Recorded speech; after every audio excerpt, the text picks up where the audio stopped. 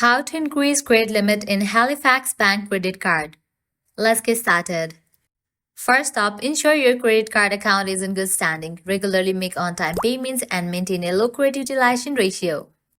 Now you can navigate to the website of Halifax, or also you can use the mobile app. Provide your credentials and log into your account. Once logged in, from your credit card account summary, select More Actions. Then click on the option Manage Credit Limit. Select the option Request Credit Limit Increase and follow the prompts. Also, you can use the phone. Call Halifax customer service at the number on the back of your credit card. Request to speak with a representative about increase your credit limit. Be prepared for a possible credit check, which may affect your credit score.